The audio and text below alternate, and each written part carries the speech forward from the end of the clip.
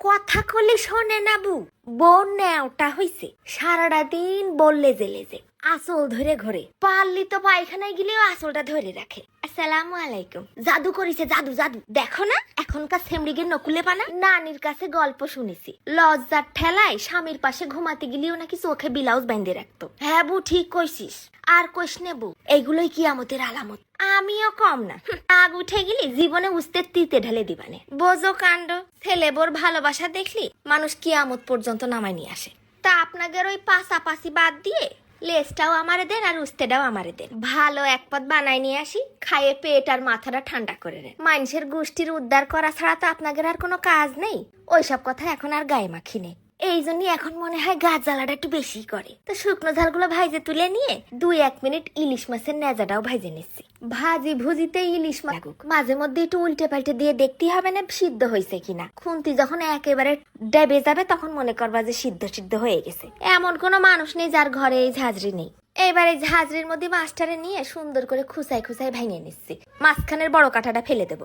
তারপর খুন্তি দিয়ে যতটা সম্ভব মাছটারে একেবারে ভর্তা করে ফেলবো।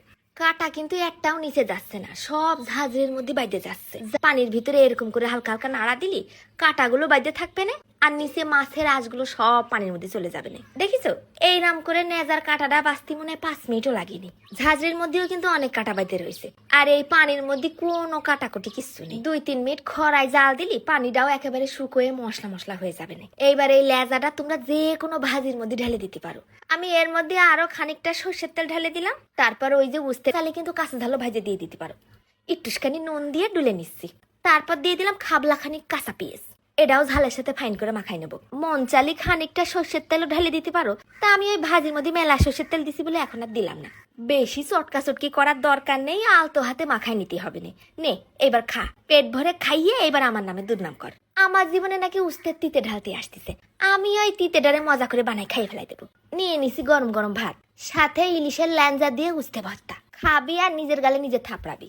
কি খাচ্ছি, এতদিন কেন খাইনি। যেরাম ফাইন একটা ইলিশের ঘিরান বেরোচ্ছে, সাথে উস্তের জন্য কিন্তু একটু তিতে লাগেনি। মাঝে মধ্যে কাঁচা পেঁয়াজটা দাঁতের নিচে পড়তিছে, আর শুকনো ঝালের একটা ভাজা ঘিরান। সাথে আর কিচ্ছু লাগবে না, কিচ্ছু না, শুধু এই এক ভর্তা দিয়েই ভাত খেয়ে সারে উঠা যাবে। উস্তে যারা মোটেও খাতি চায় না, একটু দিয়ে না তো একবেলা এরম করে ভর্তা করে আঙুল চাট পেনে আর কবে না আবার একটুখানি দেয়। শ্যামড়াডারে মেলা কষ্ট করে শাকসবজি খাওয়া শিখাইছি। এককালে গোশ আর ডাল ছাড়া কিচ্ছু চিনতো না। এই লাম দিয়ে সাম দিয়ে মজা করে বানায় তাই এখন সে সব কিছু খায় আল্লাহ রহমতে। এত মজার জিনিসটা না খালি কিন্তু অনেক বড় মিস হয়ে যাবে না। তাড়াতাড়ি করে ল্যাঞ্জা ট্যাঞ্জা কিছু পড়ে থাকলে দ্রুত বানাই খাও।